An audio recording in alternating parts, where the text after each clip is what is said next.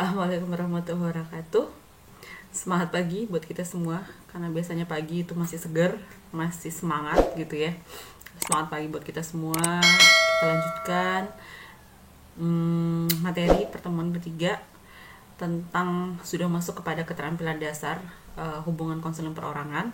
Nah, di sini kita mau ngenalin dulu tentang petak Johari namanya ya, atau kalau Anda baca buku ada namanya Johari Window. Nah, itu yang akan kita bahas, itu pemahaman diri lewat Johari Window atau petak Johari gitu ya. Ini ada quote gitu ya, quote of the day gitu ya. Banyak orang menjadi sukses karena apa yang mereka ketahui. Banyak juga orang menjadi sukses karena apa yang mereka lakukan gitu ya.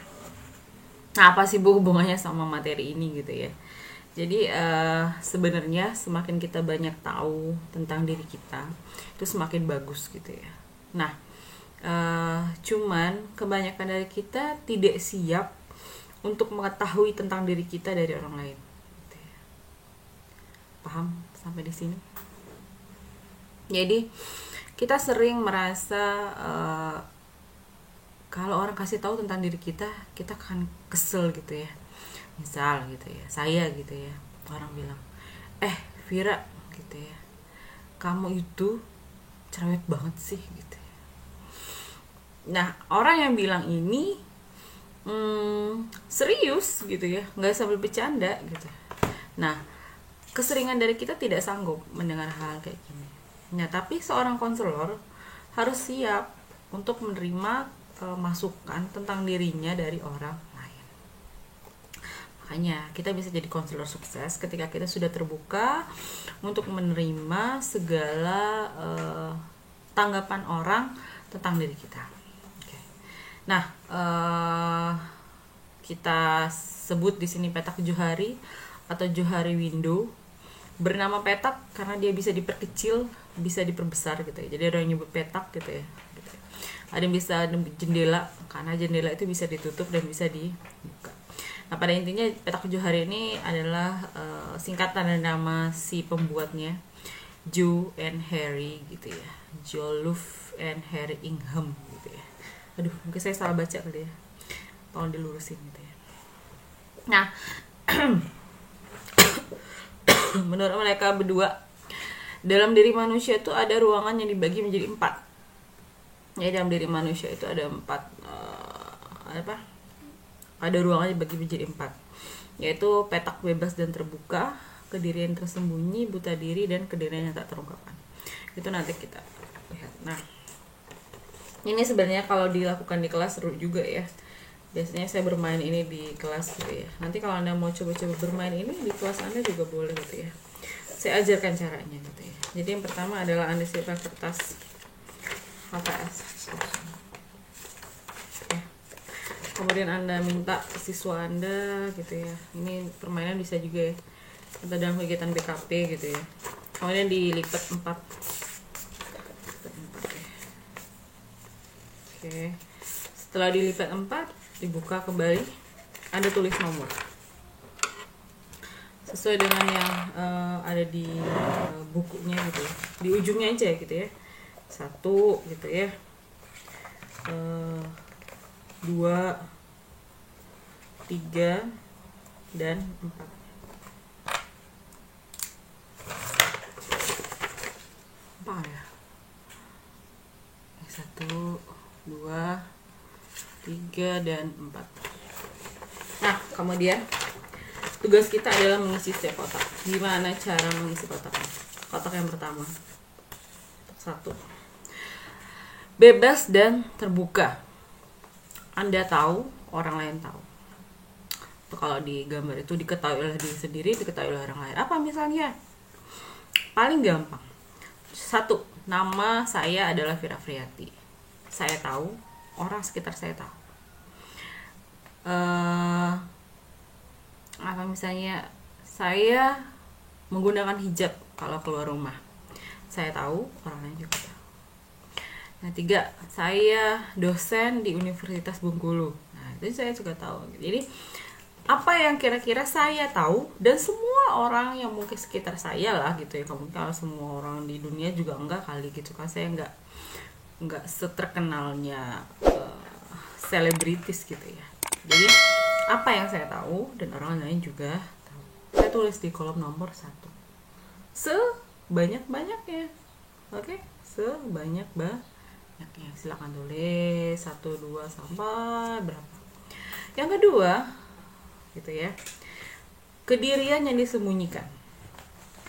Bawah ya, kita ke bawah dulu itu ya, kalau kotak nomor 2 gitu ya, itu tidak diketahui oleh orang lain, cuman Anda yang tahu gitulah, cuman Anda yang tahu. Misal itu biasa rahasia, sesuatu yang Anda tidak ingin tahu orang lain. Misalnya saya tulis di sini nomor 2, saya pernah diam-diam apa ya, saya jarang punya rahasia ya. Saya diam-diam pernah misalnya ini ya, minum di bulan puasa gitu ya tahun lalu, nah gitu ya, bisa gitu ya.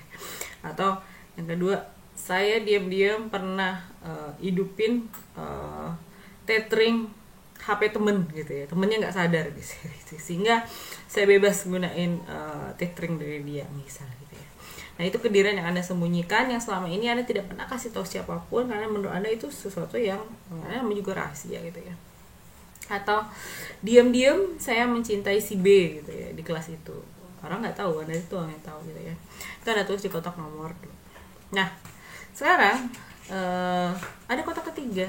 Nah, kalau di permainannya, maka kotak ketiga ini Anda akan tukarkan kertas Anda ini, Anda buka nomor 3-nya dan Anda kasih kepada seseorang di kelas kita gitu ya.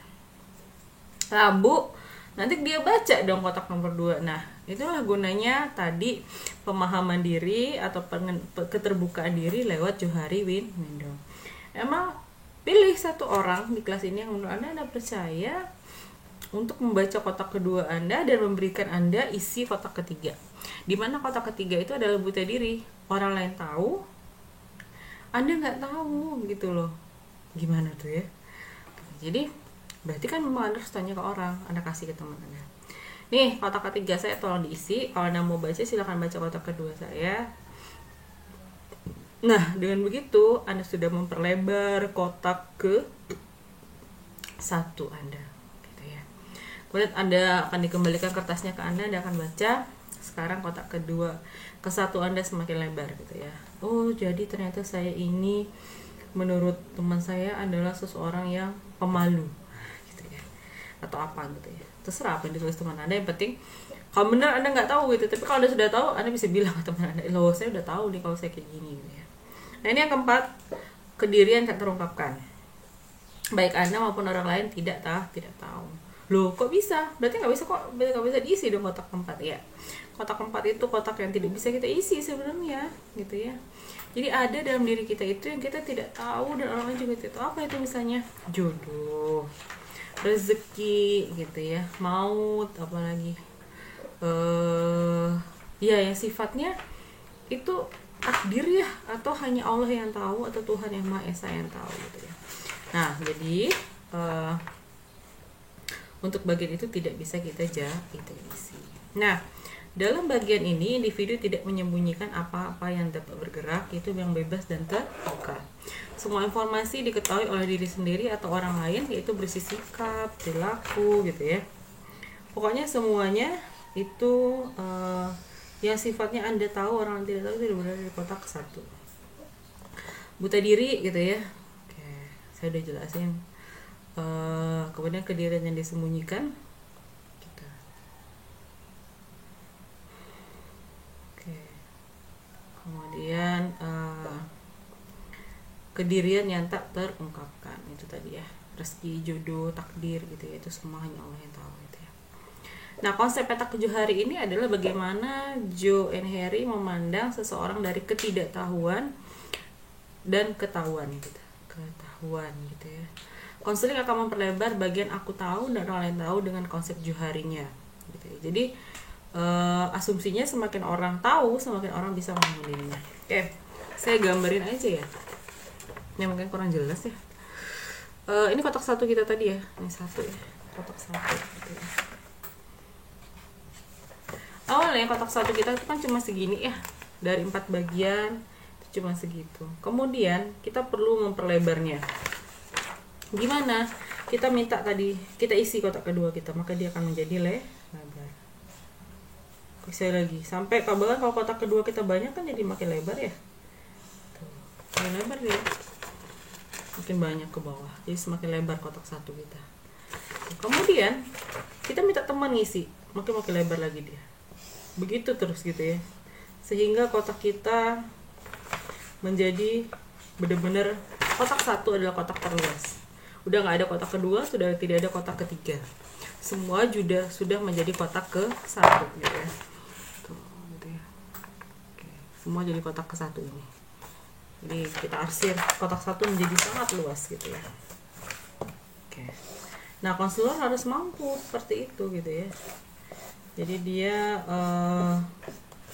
harus memperluas kotak 1-nya gitu ya, sehingga kotak 2 dan kotak 3-nya bisa jadi tidak ada lagi, sehingga tinggal kotak 4 yang dia tidak bisa isi.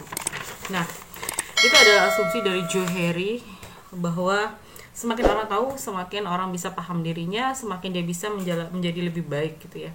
Kan saya menjadi lebih baik kalau saya dikasih tahu, misalnya, oh Ibu Vira itu galak ya gitu ya, suka kasih tugasnya terlalu banyak. Nah kalau yang kayak gitu sebenarnya saya nggak perlu dikasih tahu, saya udah tahu gitu ya. Saya ngasih tugas mahasiswa sebenarnya sesuai dengan SKS yang kalian ambil gitu ya. Mata kuliah ini 4 SKS, saya harus memberi Anda tugas terstruktur itu 4 kali 60 menit. Berarti Anda harus ngerjain tugas saya dalam 1 minggu itu 4 kali 60 menit. Dan Anda harus belajar mandiri dari mata kuliah saya 4 kali 60 menit. Dan Anda belajar tatap muka 4 kali 50 menit. Nah itu waktu Anda untuk saya gitu, 1 minggu gitu kan. Nah makanya saya kasih tugas yang banyak. Saya rasa itu bukan banyak juga sih, cuma itu masih dalam kadar cukup untuk 4 kali 60 menit Anda lakukan di rumah. Dan bahkan ya kalau disuruh belajar mandiri saya rasa mahasiswa juga jarang gitu ya. Nah dengan saya kasih tugas akhirnya kan belajar gitu ya. Jadi itu pembelaan saya kalau dibilang Vira banyak kasih tugas gitu ya. Nah ditinjau dari petak Johari, tujuan konseling bagi klien adalah konseling harus bisa memperluas daerah bebas terbuka. Itu tadi saya gambarkan tadi ya. Konselor harus bisa menyadarkan klien untuk bisa terbuka dengan dirinya gitu ya. Jadi yang kotak kedua semakin semakin kita suruh si klien. Nah sebenarnya dengan tahap penjajakan tadi ya, kita tanya itu kan dia membuka kotak keduanya gitu ya. Sehingga dan kita pun memberikan kontak ketiga pada dia, misalnya dia kan nggak sadar tuh, misalnya kita berikan refleksi, Anda terluka dengan perlakuan dia. Nah, itu kan sebenarnya kita mempertegas perasaannya, kemudian memberitahu dia bahwa dia sebenarnya terluka gitu ya, bukan baik-baik aja. Kan ada orang nih, oh enggak saya baik-baik aja gitu ya. Nah gitulah ya. Ya konselor dapat menciptakan suasana dan dapat menggunakan kata-kata yang terpilih gitu ya, untuk menumbuhkan agar klien kebutuhan klien tentang hal yang mungkin disembunyikan. Jadi kita ya harus bisa membuat dia terbuka tadi. Kesiapan konselor menghadapi klien. Konselor itu sebelum menghadapi klien itu harus siap ya. Pertama dia siap dengan teknik, aturan-aturan, nilai-nilai, dan konsep-konsep. Makanya saya udah tegasin minggu kemarin, Anda harus punya WPKNS Lirausa kemarin apa sih? Itu Anda harus punya. Jadi kemudian Anda siap dengan kondisi fisik dan psikis. Jadi kalau Anda tidak enak badan juga Anda jangan konseling gitu ya. Anda lagi punya masalah berat jangan konseling gitu ya. Siap dengan teknik yang cocok. Jadi memang diharapkan kita kan nggak boleh ada malpraktek ya, kan nggak hanya dokter gitu ya. Kita sebagai konselor juga nggak boleh melakukan malpraktek gitu ya. Jadi makanya kita harus punya teknik yang cukup. Kalau nggak sanggup konseling, jangan konseling hari itu gitu ya. Boleh ditunda, boleh dialih tangankan, boleh bikin janji lagi gitu ya. Tapi nggak boleh nolak juga terus, harus mencoba gitu ya. Ya ini pandangan-pandangan tentang manusia gitu ya, nggak usah dibahas lah ya. Tugas kita membuka. Oke, itu materi hari ini nggak terlalu banyak tentang petak Johari. Sebenarnya kita kalau di kelas lebih banyak ke mainnya gitu ya, karena lumayan ya tiap minggu ketemu dengan mata kuliah ini kan lumayan ini. Jadi Ada juga sesi-sesi kita bermain sebenarnya, tapi sayang karena kita lagi pandemi, kita masih di rumah aja, kita masih online, kita masih pakai e-learning, Google Classroom dan sebagainya, kita kurang bisa bertukar bermain-main gitu ya di mata kuliah ini, jadi agak lebih serius. Cuman nggak apa-apa, setiap hal yang terjadi pasti ada hikmahnya gitu ya, jangan khawatir gitu ya.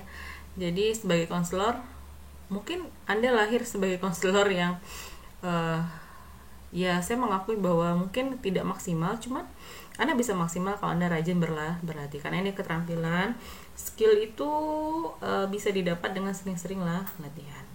Itu saja ya hari ini, saya akhiri. Assalamualaikum warahmatullahi wabarakatuh. Untuk kuisnya, pertanyaannya adalah bagaimana sih sebenarnya peran atau penggunaan Johari Window dalam kegiatan konseling, dijelaskan. Terima kasih. Semangat selalu.